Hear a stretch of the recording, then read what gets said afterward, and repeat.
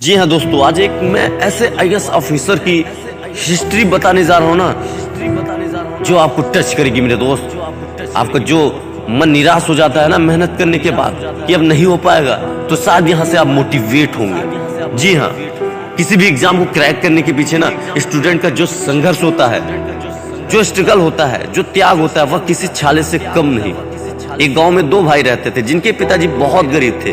वह रिक्शा चलाकर अपने परिवार को चलाते थे, लेकिन कुछ दिनों के बाद घर की हालात इतनी खराब हो गई थी कि उसे खाने तक का खर्च जुटाना बहुत मुश्किल होता जा रहा था। तब उनके दोनों बेटों ने सोचा क्यों ना मुझे कहीं काम कर लेना चाहिए, जिससे कि पिताजी को हेल्प भी मिल सके और मेरी पढ़ाई भी अच्छे तरीके से चल सके। तब उनके दोनों बेटों ने किसी होटल में काम करने को सोचा और साथ ही पढ़ाई करने में लग गए।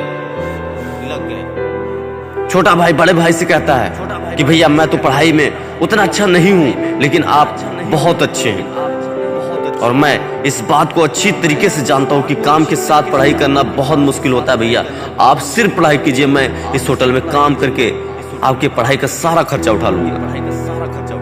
जब आप सफल हो जाएंगे तो सब कुछ अच्छा हो जाएगा। दोस्त इतना बात सुनकर बड़े भाई की आंखों में आंसू आ गया और जोर से कहा, पगले तू छोटा होकर बड़े भाई का फर्ज निभा रहा है। छोटे भाई ने जवाब दिया कि ऐसे कब तक चलेगा भैया, कब तक हम गरीबी से जूझते रहेंगे भैया। पिताजी का उम्र बढ़ता जा रहा है, वह कब तक काम करेंगे। मुझे अब यह देखा नहीं जाता भैया। पढ़ाई में आप बहुत अच्छे हैं, मुझे विश्वास है, भरोसा है कि आप जरूर एक दिन कामयाब हो जाएंगे। फिर बड़े भाई ने बोला कि छोटे यह सब ठीक है, लेकिन एक बड़ा भाई छोटे भाई को अकेले काम पर कैसे छोड़ सकता है। यह पॉसिबल नहीं हो सकता यार। दोस्त एक दिन की बात है जब इनके पिताजी को घरकुल योजना मिली और उस योजना का लाभ उठाने के लिए इनके पिताजी चेक लेने गए तो पता चला उस समय विकट परिस्थिति में उनके पिताजी से 3,000 का रिश्वत मांगा गया था और ऐसे हालात में भी उन्हें 3,000 देना पड़ा, क्योंकि उस समय इनके पास और कोई ऑप्शन नहीं था। 3,000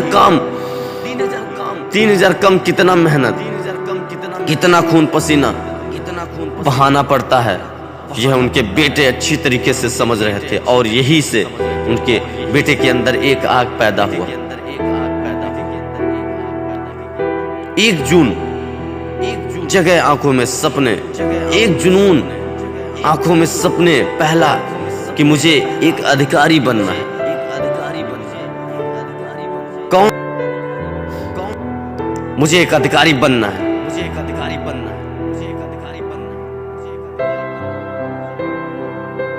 कौन से लेवल के लिए नहीं, ये जो घूस है, ये जो रिश्वत है, इसे खत्म करने के लिए बनना है, ताकि एटलीस्ट हम जैसे गरीब लोगों का करप्शन का जो शिकार न हो सके। उसने सोचा कि मुझे यूपीएससी निकालना चाहिए, कुछ भी हो जाए। अरे संघर्ष ना तकलीफ तो क्या मजा जीने में। बड़े बड़े तूफान थम जाते हैं जब आग लगी हो सीने में। पुणे में अपनी तैयारी को पूर्ण कर दी। हालांकि तैयारी के दौरान बहुत तकलीफें आई, बहुत समस्याएं आई, लेकिन फिर भी इन्होंने हार नहीं मानी, क्योंकि अगर यह हार मान लेते तो उनके छोटे भाई जो दिन भर होटल पर काम कर रहे थे ना, जो होटल पर काम करके पढ़ाई के लिए पैसे भेजते थे, उनका संघर्ष बर्बाद हो जाता। और अपने भाई का जो त्याग है, पिता की जो मेहनत है, माँ की जो उम्मीद है, खरा उतरने के लिए अपनी पढ़ाई में इतना व्यस्त हो गया कि अब इसे रात और दिन में कोई फर्क महसूस नहीं होता था। समस्या चाहे कितनी भी आ जाए, अगर आप सच्चे मन और लगन के साथ मेहनत करते हैं तो आपको सफल होने से दुनिया की कोई भी ताकत नहीं रोक सकती। और अपने पहले ही प्रयास में यूपीएससी को क्रैक कर लिया। क्रैक करके इंडिया का सबसे यंगेस्ट आईएएस अधिकारी बनकर दिखा दिया। पता है इनका नाम क्या है? आईएएस अनसर शेख अहमद। हमें गर्व है, इसे भी हमें गर्व है कि ऐसे भी योद्धा हैं जिन्होंने यह साबित करके दिखाया है कि इंसान अगर हिम्मत न हारे तो कोई भी काम मुश्किल नहीं दोस्त, आप भी बन सकते हो, आप भी कर सकते हो। You can do it. All the best. मिलते हैं अगली मोटिवेशनल स्टोरी में। अगर वीडियो पसंद आए तो लाइक एंड शेयर करना बिल्कुल ना भूलें। अगर हमारे चैनल पर नए हैं तो प्लीज सब्सक्राइब करें। जय हिंद, जय भारत।